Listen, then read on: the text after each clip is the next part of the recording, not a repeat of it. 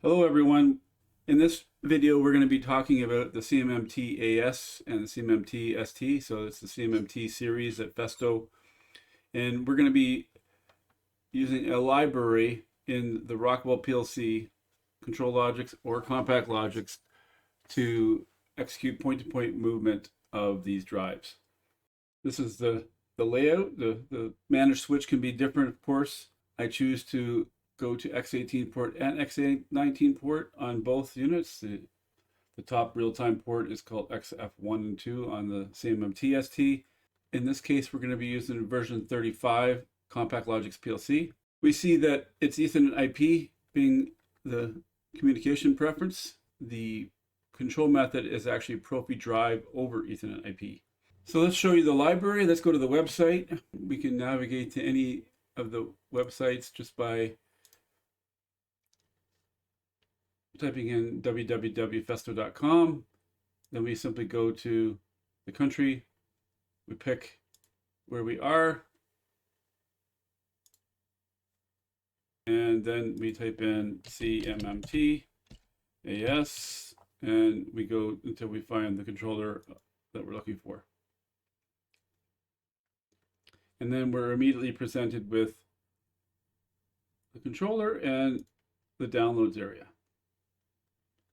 Okay, now I'm going to close this because I already have a couple of them open. So it's important to understand that there are some older controllers, the CMMT-AS-C23A-EP, EP standing for Ethernet IP. And then we have, and the same thing goes for the stepper. And then we have the newer technology, which is the multi-protocol. So the multi-protocol drives are capable of Ethernet IP, Profi drive, or Profinet, and EtherCAT. The Ethernet-based real-time ports are on the top. Once we get to the downloads and the software section, we're going to need to download, first of all, the library for Rockwell. So we're going to scroll until we find Function Blocks Rockwell. We expand this. We see by clicking the more what controllers this is able to handle. And we'll see here that it's the full series of CMMT. So the steppers, the old classic EP models, and so on and so forth. It's the whole CMMT series. It's the function block library. And the latest one is version 2.7. There are multiple function blocks or AOIs within the library. I'm going to click on download, and then you'll save this to your computer. The download will be CMMT EIP motion lib. Additionally, we are going to need some Festo software, which is going to be the Festo Automation Suite. The latest is 2.8.0417. And then we will need the plugin for the CMMT-AS or the CMMT-ST, depending on which one you're commissioning. And you would download this. You would install this exe first, and then this plugin. And when you download the files, the result will be the following. So you'll have this exe file, which is the overall software for all plugins. And then you'll have the individual software. So in this case, we could have this version or the stepper version, or if you're using other product, of course, other plugins. And once you've installed the main exe file, then we have this software right here. Once we start up the Festo Automation Suite, you can install the additional plugins.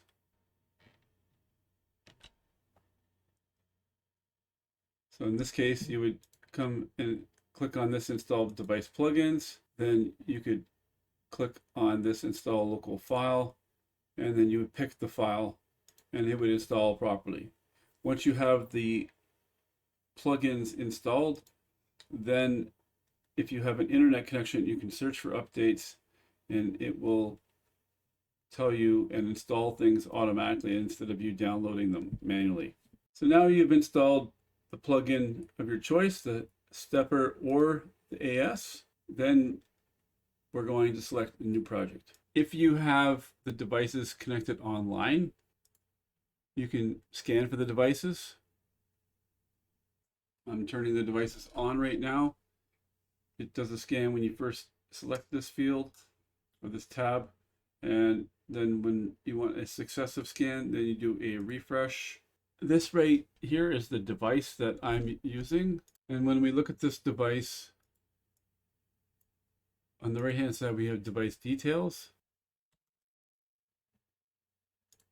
In this case, I have an older version firmware, and it's important to always go to the web and download the latest firmware. In this case, I'm going to do a firmware update because this is what I recommend for any new startup of commissioning. I'm going to move out and go to the firmware section. If you have an internet connection on your computer, then this area will populate with the latest firmware versions. This 3592 is newer than this one. This 341318. As you can see, it's in order. So I'm going to click on this, and we're going to upgrade the device. Sometimes it's important to make sure that you have no PLC connection, because the PLC connection on the top port, communication-wise from a PLC, can interrupt the firmware transfer. We'll notice that I have an IP address of 192.168.1.184. I've assigned this previously. We'll look at this real quickly after I've done this firmware update.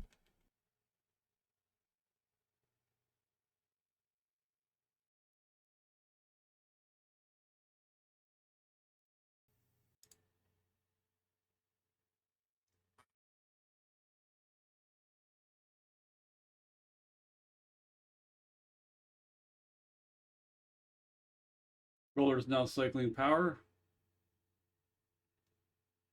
Show the report. So we have the old version and the version being updated to. And now we can see that we have 35925078.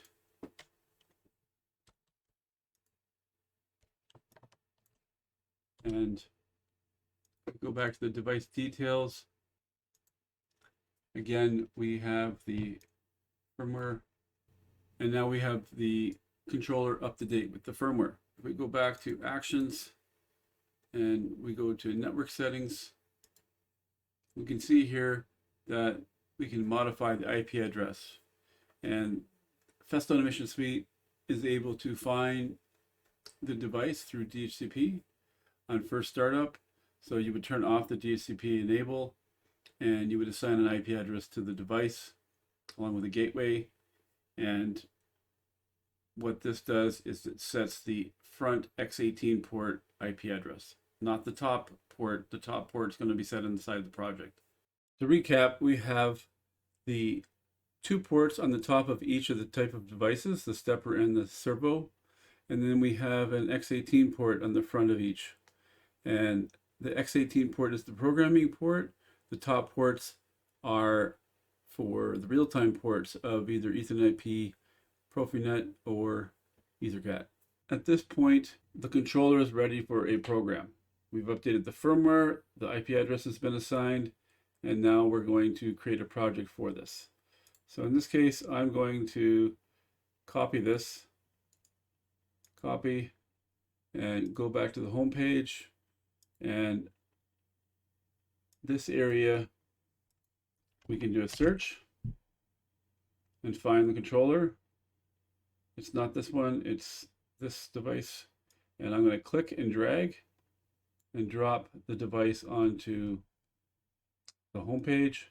One other thing I want to mention is back on the scan, the 2 ports are showing right now because I actually have a project and I've downloaded. You may not have the 185 yet, but the controller also has a web page. If we open the web page, we can see the 192.84. We've got information, parameterization. We can also do a download firmware package in this way.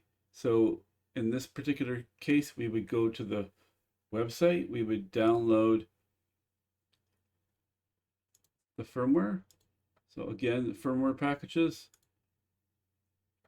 So I'm on the same web page we started with, and you find the firmware 352. You would download this and install it. And once you have the firmware downloaded, again, we can use this to choose the file, and then we simply say download firmware package. We can also set up the network settings on the web server if we've assigned the IP originally. Then we have a diagnosis area on the web page. If we go back to the firmware settings in this area, we can also select a local file. Just like the web server, we can use the local file to install the firmware. The additional area, if we go up to the hamburger up the top left, and we go down to repositories, there's a firmware section, and we can install a local file, or we can allow it to search through the web, and so on and so forth. So we can download all the firmware files. It's very convenient. So we go back to the home page. Now that we have this, we can rename the device. We can call this whatever we like. Once we've renamed it, then we double click on the device to open up the first time commissioning.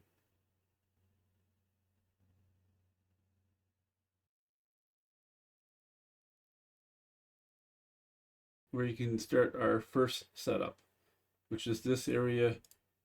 We select that device and we start to add the devices from our project bill of material. In my case, I'll add my motor. I have an CMMT-AS motor. Click on apply. Then I'm going to add an axis.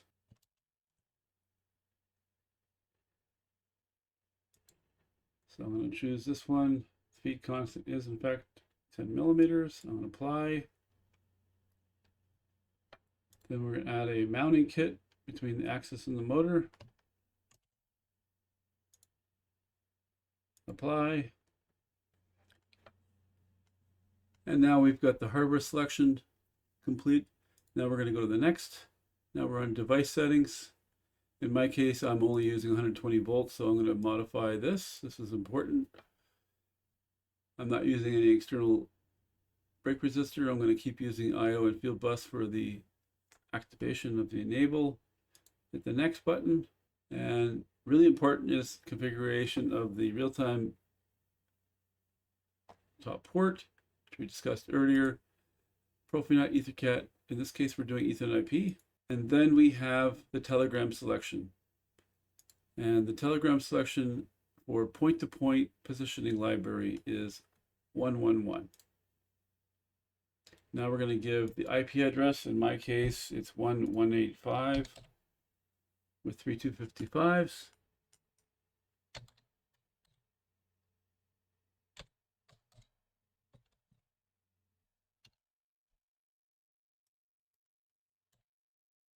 And I'm using a gateway, so I'll populate this and I'll hit the next. Now we're going to put in our mass. I'm actually simulating my situation here. I don't in fact have a load or an axis or anything connected, but because the encoder's on the motor, it doesn't know that. And I'm just going to put a light load for testing, and I'm going to keep the axis horizontal. If I wanted to flip it, I could.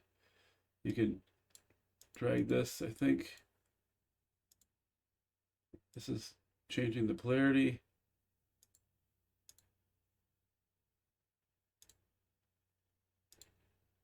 Getting that. And then we hit the next button. I'm not using any reference switch. I'm not using any limit switches. Homing method, I'm going to use actual position. In your case, you're probably going to use a switch and so on and so forth, but you would basically drop down the menu and scroll through the abundant reference methods. I'm going to leave this the way it is. And the software limits, I will turn off the software limits. Okay, so it's a 900 stroke axis, but I'm going to let the software limits be off. And then I'm going to click on finish. At this point, we want to commission the controller by itself just using the Festo Automation Suite software. And then the first thing we're going to do is we're going to select the access IP address that we want to go to. So the device has to match. So in this case, we're matching our project. So we hit apply, and then we say connect.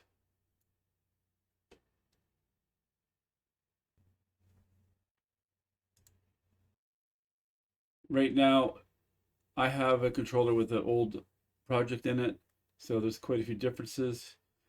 In your case, if it's a brand new controller, it's probably going to have very minor differences. If anything, you maybe won't even get a pop-up.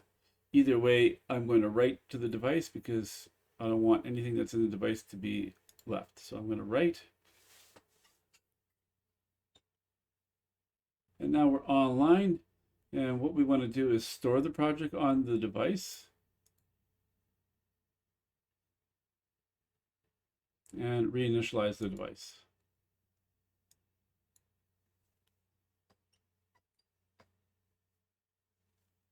You know, we have parameterization, control, and diagnosis. Right now, because this is a newly downloaded project, you might have a bunch of errors in here that mean nothing at this point. I'm going to accept all so that we have a green LED on the FAS project. In order for any movement to happen by the Festo Automation Suite, the first thing we have to do is take in the plugin control. So this is taking the control sovereignty from anything outside. So this is turning this on. And then I want to enable the power stage, which is now enabled. If we go to the diagnosis and we go to the IO state, right now I have wired the STO A and B so that there's no e-stop. The control enable hardware signal is on. Otherwise, I would not be able to enable this. This is related to the original configuration that we've specified, which was device settings, I think. Right, the IO and field bus. So because we have IO and the field bus, so IO is the hard input and the field bus, you need both to get the enable, but you have other options. And we go back to this area right here, we turn this back on. Now that we have the control enable, so we have the power on right now. If we turn this off, we'll see that we have the stop ramp. And now that we have that working, then we could do a start homing. It goes into homing, drive is referenced, and then at this point we want to save the offset to 0.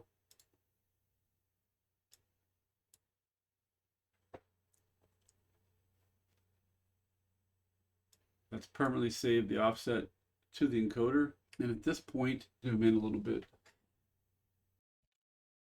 And on the right hand side, we can see the position actual.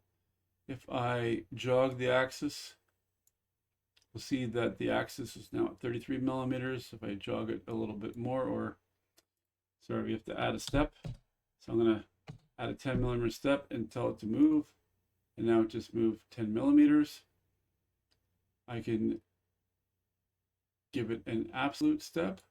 So I can tell it to go to 10 millimeters and execute. And now it's going to 10 millimeters. This is at the velocity that we've specified. So we have full control of the controller by the Festo Automation Suite software. There are still some additional things to do in the software, but we're going to discuss that later. But so we finished the Festo Automation Suite initial commissioning, and at the beginning of that, I showed you at the website, we went and we searched for the Rockwell library, and we selected this, and we selected download, and we saved it. I'm going to zoom in here a little bit differently. So this is the zip file, and if you double click and open up the zip file or extract it, then we have multiple directories. So I'm just going to right click and extract all. So now it has created this directory, and within this directory, like I said, I had the documentation. So we have application note, we have Ethernet IP, direct mode 2 and direct mode 6, timing sequences, very important for programming. We have the individual AOIs, add-on instructions. That's what AOI stands for. And in particular, we're going to be talking about this point-to-point drives, Festo. And then we have example code. The example code shows you the processor that is being used. It gives you the version of RS5000 or RStudio 5000 that is in the sample, or the version that was programmed with the sample. So this one right here is EPD, that's extended process data. This one here is talking about full parameterization. This one is using point-to-point drives with a multiple parameter read-write. This one as well. This particular one is using Telegram 1 with the velocity basic. PLC is L30ERM version 20. A lot of these are older versions because of compatibility. That way you can open them in new projects and no problem. And then we have these multiple projects right here, which is the project that we're going to be discussing. And this is using Telegram 111, point-to-point library. Version 2.5 is the AOI version. EDS means that the EDS file is being used within the project. GEN means that a generic module is being used. Then of course we've got moves yes, moves no. That means that moves no means that there's only an add-on instruction and no other code, whereas moves yes means that there's a full code for programming sequences and so on and so forth. And then down here we have Telegram 910 with extended process data, 64-bit example, and so on and so forth. So that's a general overview of the PLC program samples. This right here, library version note, is also very important. If we open this, we can see that the library version is incrementing, and it tells you which add-on instructions are changed within the library. So just because there are library versions that are version 2.5 and the point-to-point drives, Festo EMP is also 2.5, that doesn't mean that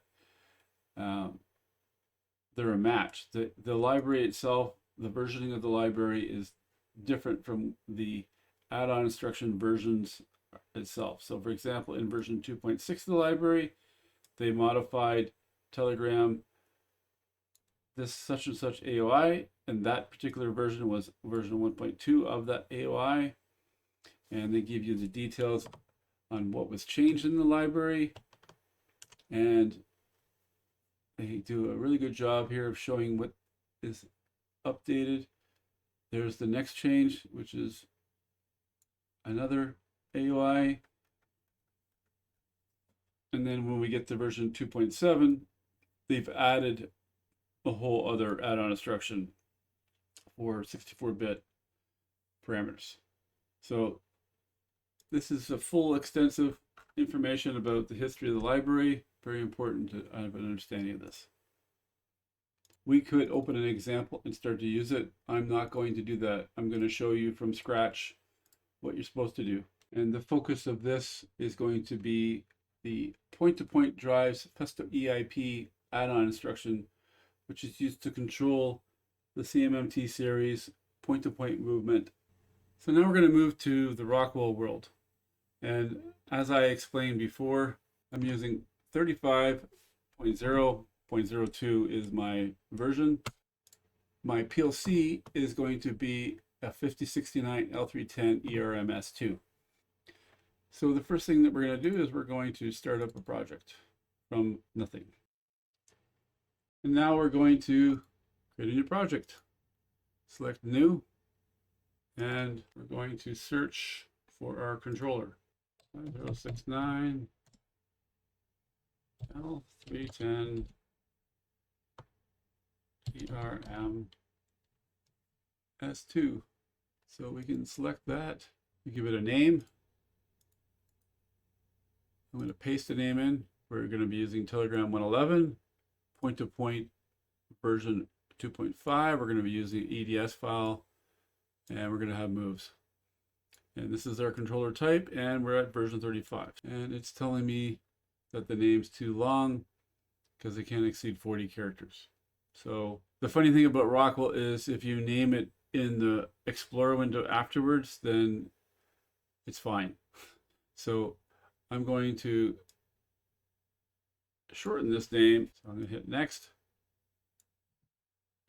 Version 35, no protection, and to say finish.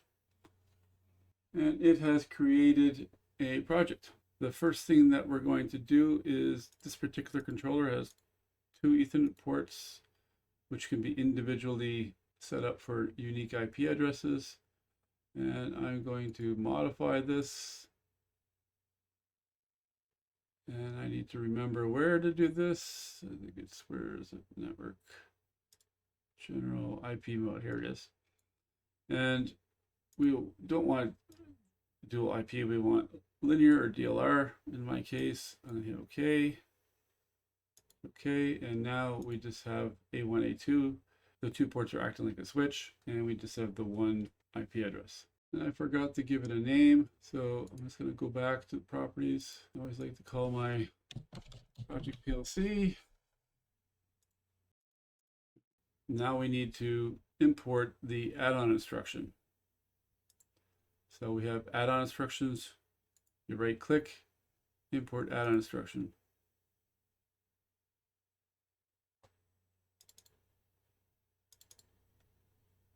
This is where I unzipped it. So it's this file.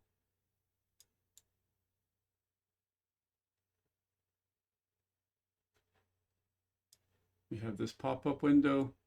So create some interesting facts, figures. No need to really consider any of this. Just hit OK.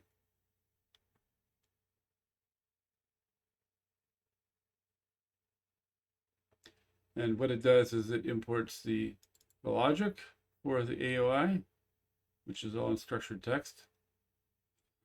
And we can see that the version of this AOI is 2.5. We have a variety of parameters, the local tags, that's really not important. If we go to the help, which is important, give it a second. This is information that Festo has added themselves, which ends up now shown in the help. So the extended description. So it shows the different versions. It shows the releases, what was changed in what was added, so on and so forth. And as I also said earlier, the one file also has more detailed information about the changes. Okay, so now we have the add-on instruction there. The next step is to, I expected this to be using an EDS file. I'm just going to quickly show you, going back to the website under the function blocks.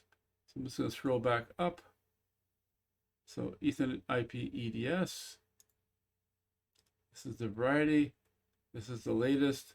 I would download this EDS file.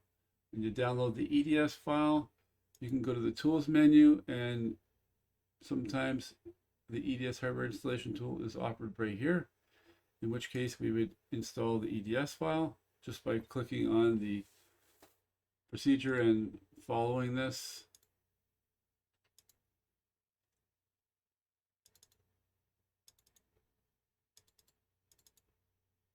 I would select the EDS file and then continue, and so forth.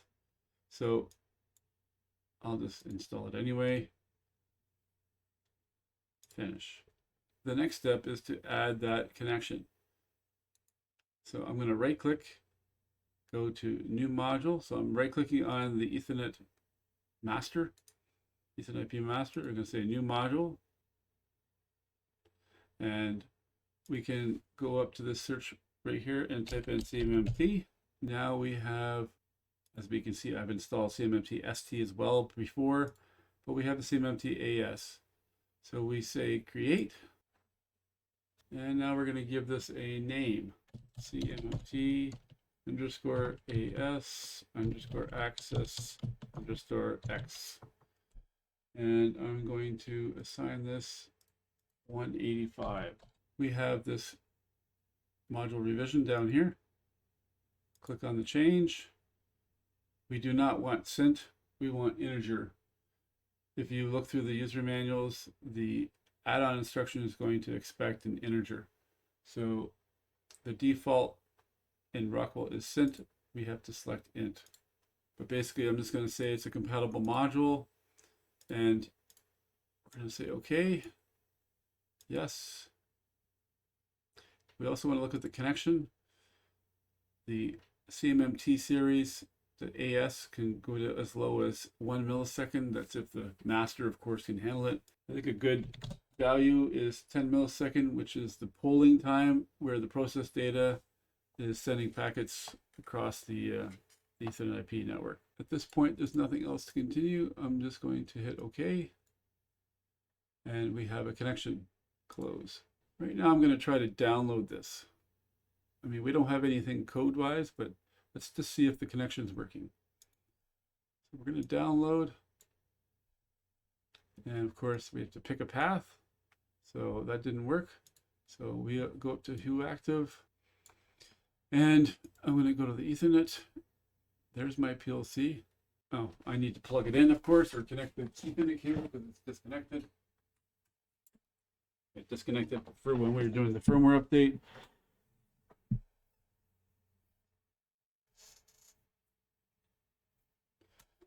Yes, okay. We'll click on this again. And now we see that we have a connection to this device. I'm going to set the project path. At this point, I'm not going to download because now this is set up so I can download from here. So now I'm just going to download. And let's see if we have any problems. So it's saying, you know, so on and so forth, no protection, download.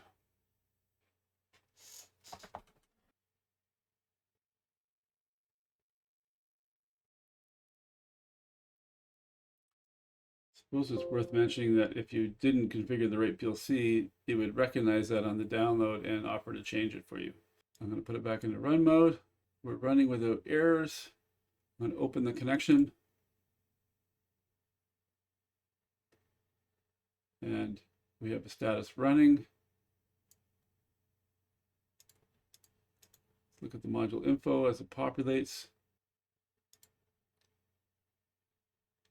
There's all the information about the IP address and so on and so forth. So everything's good. So we've done everything right to this point.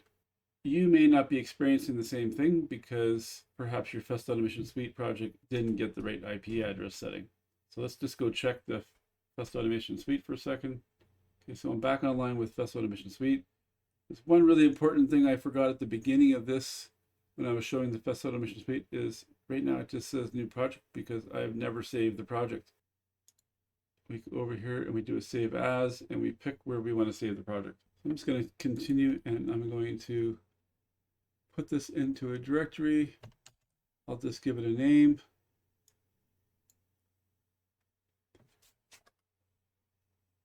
There's one other thing I want to show you.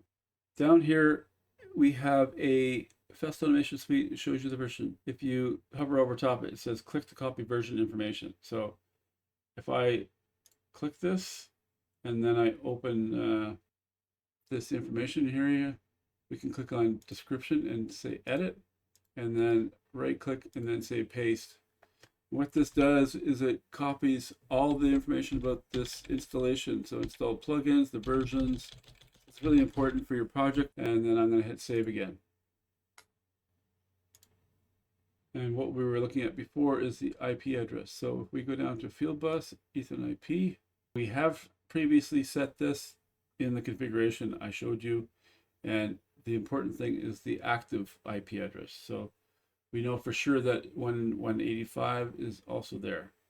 And we'll notice that I'm connected to the programming port. I could go offline and change this to the real-time port, but I like to use the programming port for programming and the real-time port for PLC control. The first thing I want to do is add some code that will look at the status of this Ethernet IP connection, because we're going to need that status in the add-on instruction that we're going to be using. So we go to the controller tags and we look at the input data. We'll see that the connection faulted exists for or within the EDS file of the AOP. Right now, if I pull the Ethernet connection from the port, for the real-time port, I pulled the connection. Now we see we have a connection faulted, and we see that we have, additionally down here, we have the little yellow exclamation mark. If we double click, open this up, everything matches. The connection says that it's timed out. I'll connect that back again. It'll reconnect and reestablish everything automatically. So I'm just going to say that it's running again. So I'm going to go offline. And my point of this is that we can also use a generic module. Some customers don't like to use, or some people don't like to use a EDS file for whatever their reasoning. Doesn't matter to me. Additionally, we can add a generic module. And when we have a generic module, we don't have this connection faulted option. So we can use this generic module just like we can on any device in the Rockwell world. And we can call this whatever we want. And we need to populate everything. So if you read the user manuals, you would find out that these instances are, as I'm showing, and we have to select int. Sorry, I have to do this over again. And we're going to do 12 and 12, just like we did with the other. We would put in an IP address. Make this 177. And because I just added a stepper to show this real time, same information, CMMT. I'm going to say add everything. Use unicast, of course. That way it's a point-to-point connection on the Ethernet. Hit OK. So now we have this device. This one, the Ethernet module CMMT-ST. What I want to show you is that we need to have some code for status. So I'm going to add this code now.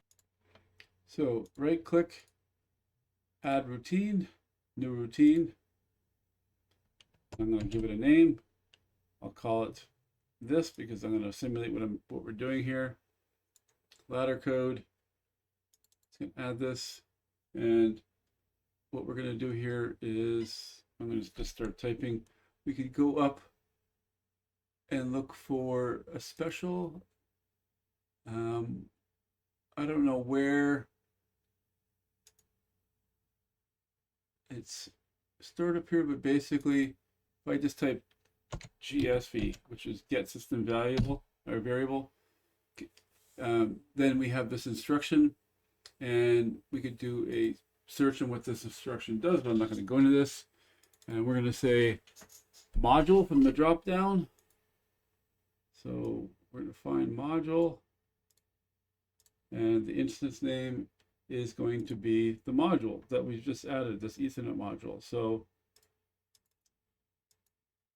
it's going to go to the tree, and we select this device, and we're going to look at attribute name fault code, and we're going to put this into and we're going to create a tag called device status. And I'll put CMMT in front of it. And right click, say new tag, and we're going to be a double integer. because I know it needs to be a double integer, so I'm just going to do that. So now what this is going to be doing is constantly going out and getting the fault code status. I'm going to add a branch, drag it over. I need a equal compare statement. How about, let's see what happens when I do this. Yeah, good. Equal. I want an equal statement. So if the device status, actually it's not equal, it's not equal. So it's NEQ, NEQ. So if device status is not equal to 0, then I want to add a fault. Go to the favorites, add output, and we'll just call this device faulted, and make this a bool. So I'm just going to call this routine from the main routine by adding a JSR. So I'm just going to type in JSR. If you don't know the routine instruction names, they're all up here, but this interface in my presentation doesn't seem to do the best, sorry. And double click, and I'm going to call that routine. So this main routine is, if you go into the properties, the program schedule is calling the main routine. So it's a continuous task, and it will be continuously calling this main routine, and now the main routine is calling this from within. So I'm going to save the project and do a download.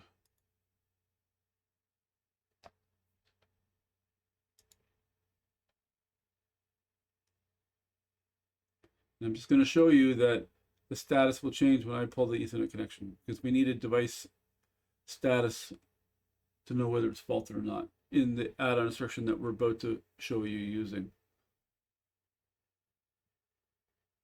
And depending on what you did, you might have to do this, or you can simply use the EDS file bit that's already in the controller tag. So I'm going to say yes, put it back in the run mode. Right now we're at 516.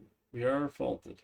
I've just plugged it back in, and now the CMMT is not faulted. So I'll pull it again one last time. So this is basically showing you the status of the Ethernet IP physical connection. I don't want to dwell on this. I'll leave this in the project, save it, save all the data while you're online, go offline. And the next step is to add the add-on instruction. And this is the add-on instruction that we're going to be adding. Now we're going to add a new routine. Give it a name. It creates a routine. And we have a couple of different ways we can add this add-on instruction to the rung. So in the menu, we have this add-on menu. So we can see here that because we've added the add-on instruction here, it's now available in this. So if I put on the rung add, we can add it this way. And I'm just going to delete that. Alternatively, we can come down to the add-on instruction itself and simply drag and drop it to a green point on the rung. And then we continue. So the first thing we have to do is instantiate the add-on instruction. So we need to give it a unique name. I'm going to give it this, and I'm going to right click. So I called it x-axis function block, and now I'm going to right click on that and say new. It will create the data type required, which is of the same data type of the add-on instruction. And we say create. The next step is the DRB status and control. And before I go further, I'm just going to quickly go to the library and show you where you can find this if you don't want to look at my video. Okay, the library I've unzipped right here. And if I go into the documentation, double click, go into application point-to-point drives and open this. It's going to open as a PDF editor. We have a index and we look for the point-to-point right there. So page 48. And we'll see here that this will take us through step by step and what we need to do. Okay, so you could also read the manual. Let's just go back to my interface. We're going to pick DRV status. So these are the input, the raw inputs, and then we have the raw outputs. So if we do the drop down, we're going to the controller tags. We're basically looking for the tags that were assigned to the CMMT x-axis. CMMT x-axis by 1, and we need the data. So there's the connection faulted. We need the data. So I'm just going to double click. And this one is similar, but the opposite. We need the output data in 12. And we'll see that we keep going through. And now we need the connection faulted. The connection faulted, that's what I just finished showing you. If we are using an EDS file, we use the connection faulted bit like that. If we were not doing that, then we would go to the tag that we created. So that's a bool, and we gave it this device faulted, same thing. So the CMMT device faulted. But in my case, we're using the one through the EDS file. This device is another device altogether. So now we have configured the device. It has default values. Click on save, and we can simply download this and start to play with the axis. Okay. I zoom in by holding down the control and the zoom on the mouse. We've got input data, output data, and instantiation of the function block or the AOI. We have the connection faulted bit, and we're ready to go. Now we're going to download.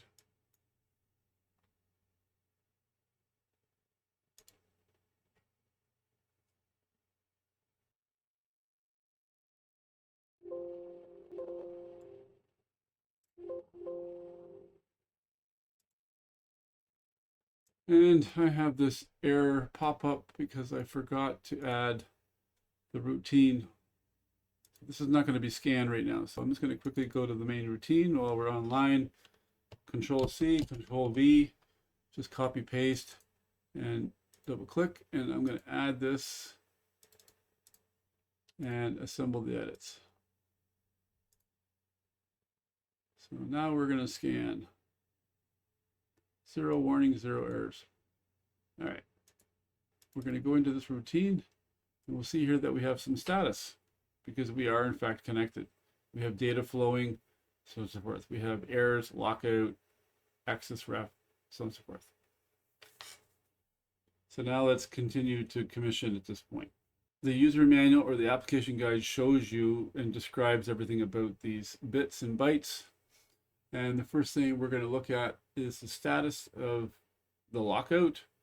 We don't want lockout to be on because we won't get anything to happen. So right now, if we go to Festo Automation Suite online, we'll see that we have plugin control. Let's see if I can minimize these windows and put them grouped together. Give me 1 second. Okay, I'm almost there. I'm just going to move that over so we can see both.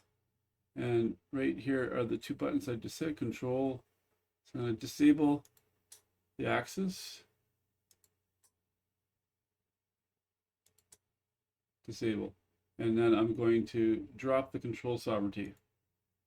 You'll see that the lockout is now missing.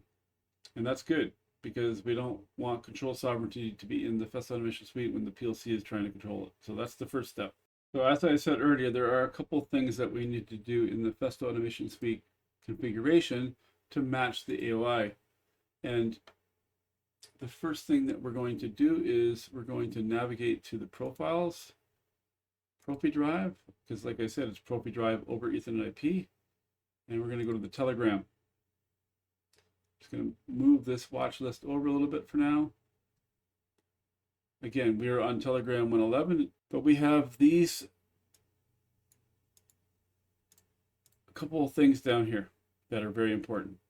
And the base value of velocity or acceleration and deceleration are what you're specifying in the over accel and over decel. So this is 100% of 1 meter per second. If I change this to 5 meter per second,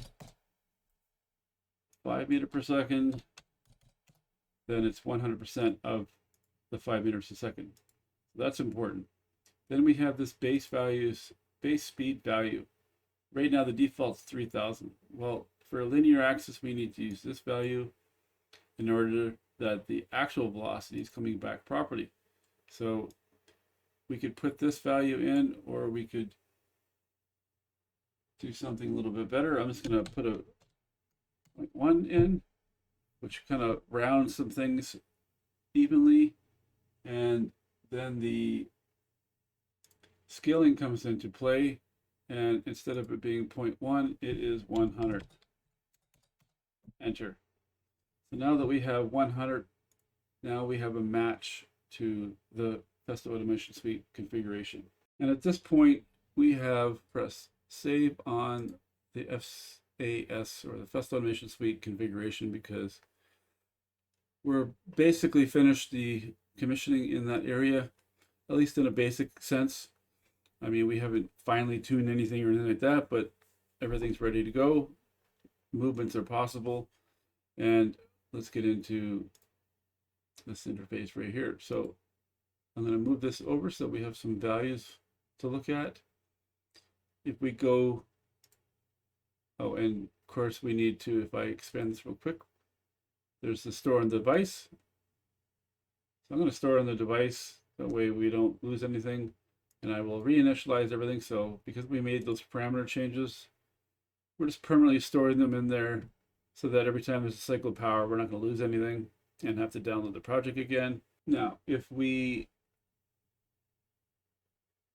try to do some movements, we theoretically could run into some problems, because we have this ConfigEPos bit. And the ConfigEPos bit is also discussed in the manual.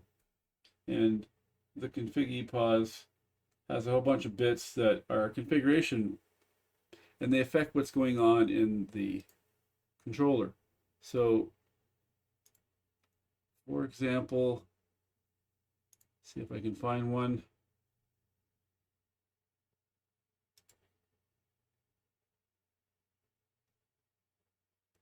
Software limits active. Okay, the update rate on this page is not very quick. Well, let's go to ConfigEPos. Monitor. Let's see if the bits are individually labeled. ConfigEPos. There it is. So it is labeled. Co-stop, quick stop. Then we have software limits enable, hardware limits enable. There's certain ConfigEPos bits that will manipulate the bits that are already pre-configured in here and override them, because the PLC has the control sovereignty.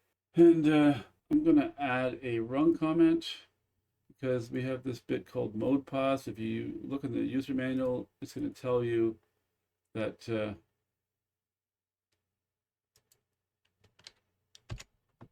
certain number represents certain things.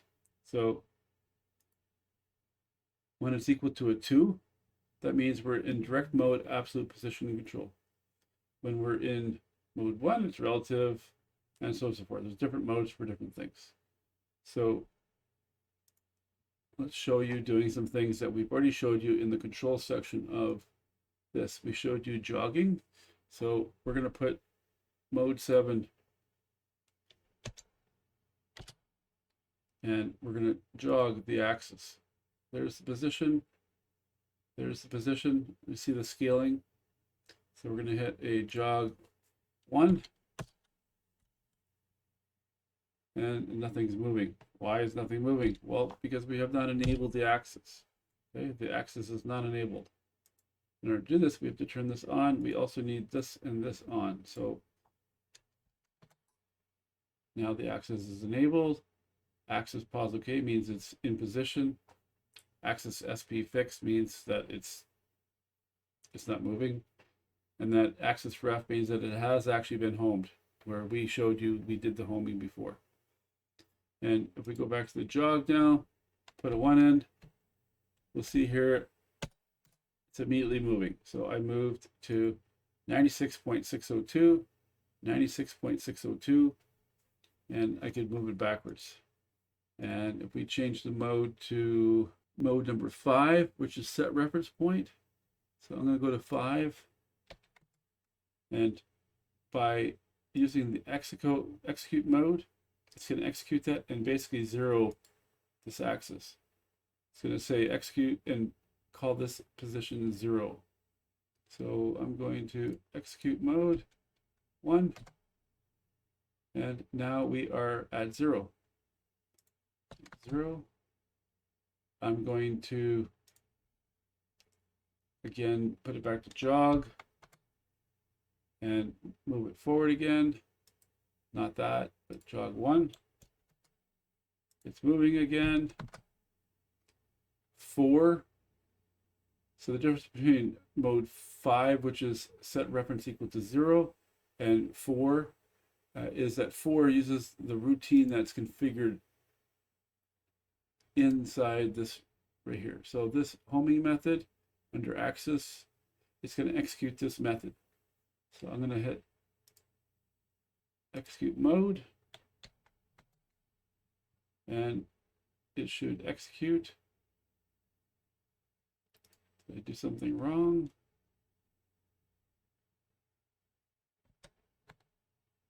Oh, sorry, I'm still on mode 7, so I'm supposed to go back to mode 4 and execute mode. And now it's 0, 0, because it executed this routine. And you would have seen this over here working as well. Turn this off. So now let's do some movements. So we have direct mode, absolute position. So let's put it into direct mode 2. And you will also see that you have act mode. The act mode typically only responds back after it's been executed. So we're in mode 2. It's showing mode 4 because that's the last mode we were in. And before we do the execute mode, we have to specify target position. Well, because of scaling, the values are a little bit off. So if I was to type in 900,000, then it's going to be telling it to go, well, let's do 200,000, which is basically 200 millimeters. And the velocity we're going to have to specify, let's specify a small velocity and keep an eye on the set point, the positioning actual value, and the actual value of velocity. And I'm going to execute. We'll see here that we're getting the actual velocity back. It's done its move. It's that simple. So put that back to 0. If I make this a longer move, let's go to 800,000 and go even slower. 1. So again, we're at actual position. We're at 20, which is 0.020 meters per second.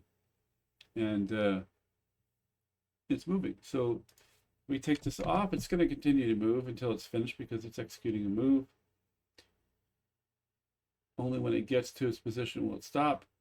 You could drop the enable or cancel traversing or immediate stop, so on and so forth, but so it works. So now we're in position. We're at 800. And if we want to do a relative position, hopefully you know what these are. I'm going to change mode to 1. I'm going to specify a minus 100,000. So it should go to position 700. We'll execute.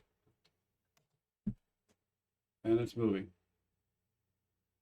And it's moving. So that's what a relative move is.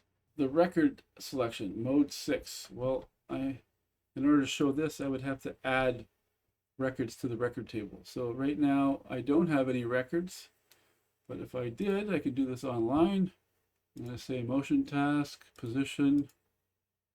I'm just going to say go to 0, apply, and then this one I'll do the next mode, position. Let's go to 100. Hit OK.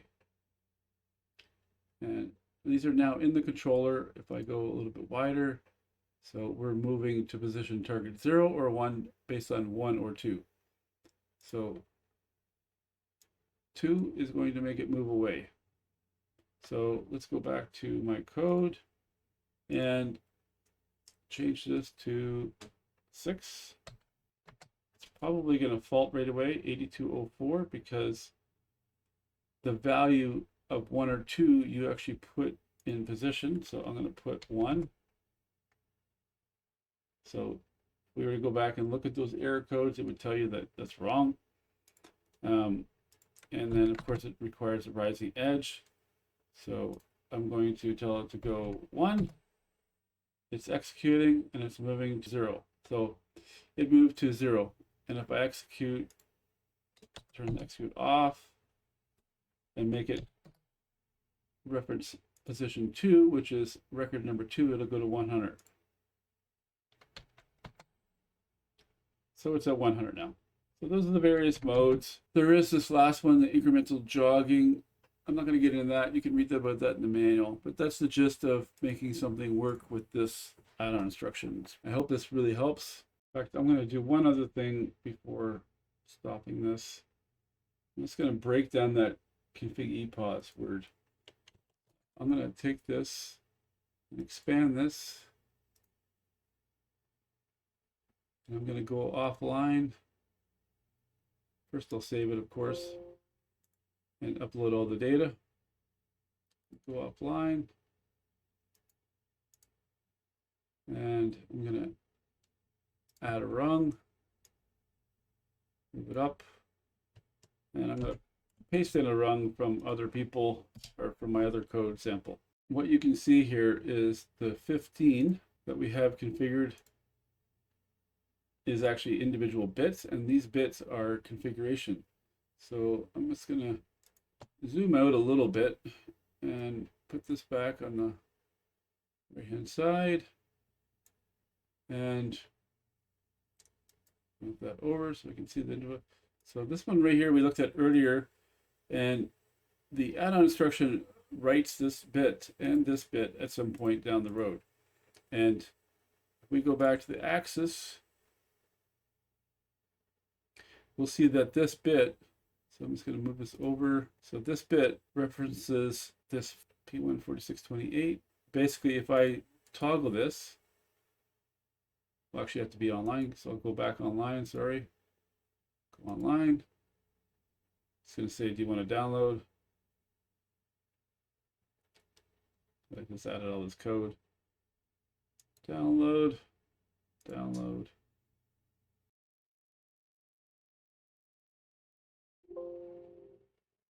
Yes. Close this. So again, it's turned off because we're in a different mode right now. And we go back to mode 2. And we tell it to go to 100,000. Execute mode. Won't do it because we have an error. The error. First thing we need to do is acknowledge the error. 0. That didn't work. So at that point we disable the controller. Re-enable the controller. Now the access is enabled and we have no errors. And then we're going to execute the mode, and we'll see here that the software limits are active. So if I go back up and change this ConfigEPos so that this bit, I'm going to Control T, turn that off. This bit will go off. So it's important to understand that if you've configured something in the Festo Automation Suite and the control is now in the PLC hands, there are some bits that are overwriting, and these are the most important two, the hardware limits and software limits. So I'm going to turn this off because this hardware limit should be somewhere as well, but we don't have hardware limits active right now. Like we didn't even configure them in the first setup. But if they were active, then this would also be turning them off and on. So I'm going to turn this off. We'll put the software limits back on. You see it just changed. We've got a little bit of a configuration error because we did not match what was there before. So I'm going to turn this back off because that's the way we configured the project in the first place. We'll get rid of these errors.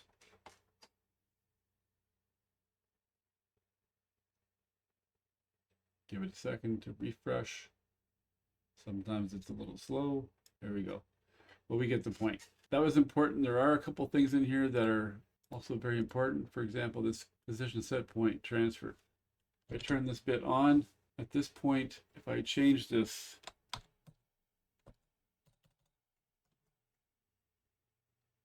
then I don't have to use the execute mode anymore because it's constantly following the position. So let me just move this back over. So all I have to do is modify this and the controller will do the work. See how it's moving over here? It's moving over here. That's all because of this configuration bit. But these are all discussed in the user manual. Let's turn this back off. And I think that's it. And I guess the only last point is that if you're using a really old add-on instruction for whatever the reason, I do have an older YouTube video that references the library version 1.3. So we're on version 2.7 right now in this video, and the older one is referencing the 1.3. Don't forget that under all of my YouTube videos, I usually have some links to sample code, so on and so forth, so go looking for that.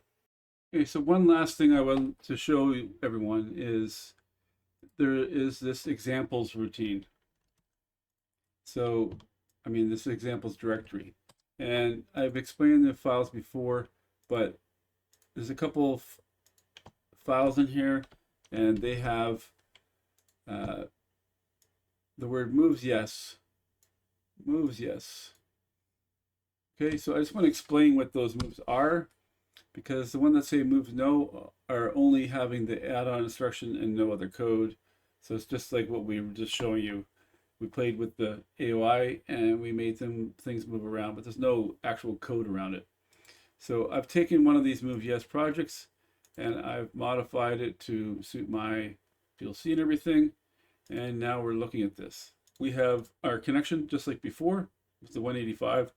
We have our add-on instruction. We have some more code and some more routines. So we have status, which is there, but I'm not using the status because I'm using the connection faulted from the EDS file. We have a common routine, common control.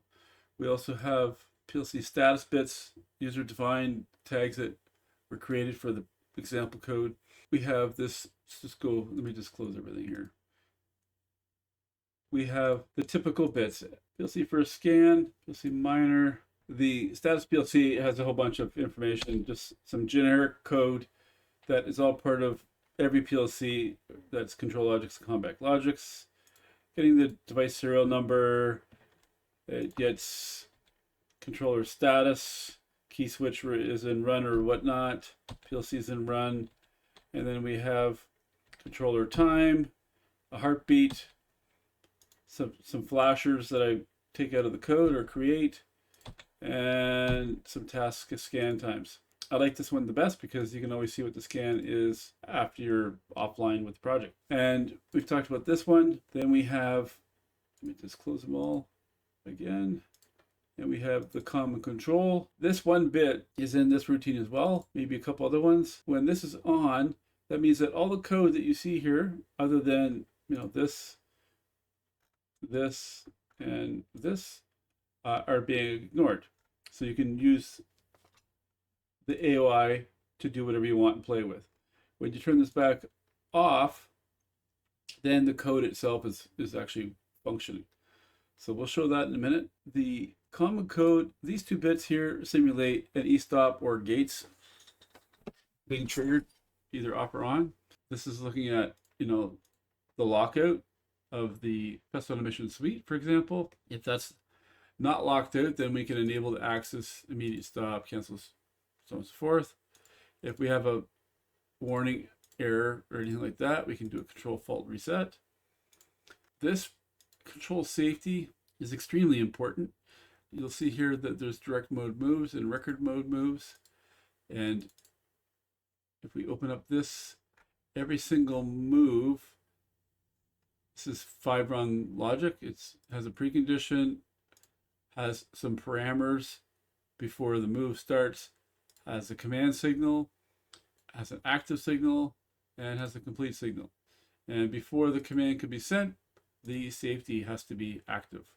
So this safety is really important because you don't want any move to take place if the access is not enabled, if it's not homed, if it's has a warning, has a fault, the lockout's active, meaning the FAS has control, or if there's no acknowledge. And of course the gates. This down here is the execute mode. It's common to all the tasks. We'll go through that in a second. Then we have actual position. There's the scaling. So there's the real value at the time. We have some accel decel limits so that we don't overpopulate the add-on instruction. Same thing with the decel. And for the homing, we have a standard routine. We just turn the home start on depending on the mode we select. So we can pick one of these modes and then executes the mode and executes the home. When it's all done, this is set. I mean, this one right here, same thing. And the direct mode sequence is basically executing the moves that are in this routine. So let's just download this and run it so you can see real time what's going on.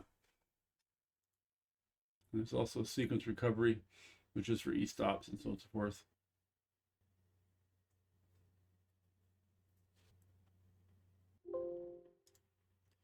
Back into run mode. Like I mentioned, I'm just going to close all these over this one and go to the top, control home. So right now we're in standalone mode. So if I go to the AOI, just like we showed before, we can enable the axis. Have to turn those bits on. Get the axis enabled. We're in mode 2. We're not referenced, so we need to reference first. So let's just do a 5. And we'll execute mode. Now we're referenced. We have the reference bit. Maybe if I zoom in a little bit more, sorry. And we go to mode 2. And I can tell it to go to position 200. Sorry. Position 200. Execute. And it's moving, and then we're at 200. So we have full control with just the AOI. As soon as I turn this bit off, now I don't have control over it anymore. So if I put a 0 in here, it's still a 1 because this code that's overwriting it, which is in the common area here, this cancel, traversing, intermediate stop, are all in here, right here and here and here. And if we have an error, we would have it. So let's try to do a homing and then stop it. So I'm gonna home start, and then I'm gonna drop the enable. I go back to the homing. I'm gonna turn this bit off so it's not being triggered. Put the gate axis, gate's okay back on. If I look at this, we have no more axis ref. So we've lost it because on purpose I dropped the enable while it was homing. And now we want to home. If I want to home using the Festo Automation Suite, we turn this bit on, or we turn this one off and turn this one on. And then it's going to set the ModePos equal to 5 or 4. In my case, I always like to use the Festo Automation Suite. So I'm going to Control T. It's going to execute the movement. And when it's finished, the sequence complete is on. We go back to the AOI. You see that the axis ref is there. The axis ref is there. So the homing works. And if I want to home it again, just Control T again, it drops it out and then rehomes it again. So that's the homing. Once we have homing, then we can go to, close this. We can go to the direct mode sequence.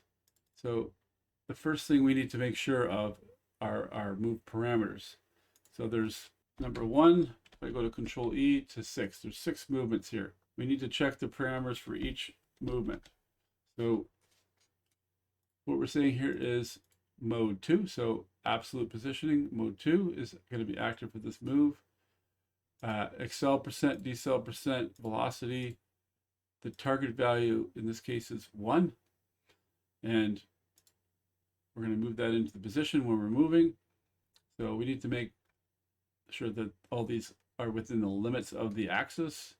So in this case, 2, 100, 180, 20, 0.2, 2, 100, 180, 65, 85, 110, 140. Well, we can do a lot more. So I'm just going to make this 740. And this one here, 500. We'll make these a little slower. Velocity. This code is now set up and going to go forward. So in order to execute those code pieces, then we simply come in here. This one bit, just Control T, or toggle the bit. That resets everything to do in here at all times. And then we Control T to enable this. And then if we go to the AOI, we'll see here that we're being executed. Our target position is 500. We're not doing anything. I'm not manipulating anything. So we're moving to 500 at 20 velocity. Then we're going to the next one. I think is 740 up at 20. So, and this will just keep cycling through. So the axis is going to keep cycling through the different motions, different steps. When it finishes the sequence, it starts over. So we'll go into position 1 and so forth. And that's the simplicity of this sequence. And if you turn this off, toggle that bit, then when the sequence is done, then it will stop that sequence at the end. It'll reset everything here and then be finished. So let it finish. Right now, it's at step 18, and there's step 19 and 20, so it's doing the last sequence. And you get the motion complete from the last one, then it's going to be finished.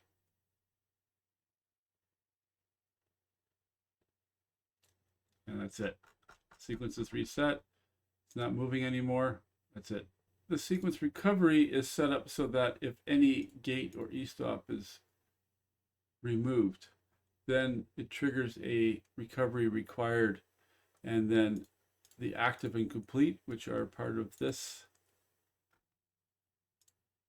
right here, these will get reset so that when the e-stops come back in, it will continue the move that it was on. So if it was in the middle of this move, these bits would be reset so that when the e-stop or the gate or both were coming back on, then the move would be re-triggered and finish, and then the sequence would continue. Is there anything else left to show? Oh, well, the record mode, I'm not going to show this, but it's the exact identical thing. The only thing you have to worry about is the record number. So the record number, you have to, of course, have programmed records inside the Festo Automation Suite project, and they must exist. If you call a record that doesn't exist, you'll have an error and you'll be scratching your head. So these ones are just going through 1 through 6. So you would have to have 6 routines in the record table of the Festo Automation Suite. And that's it. I hope this really helps your project or your application and accelerates what you're doing.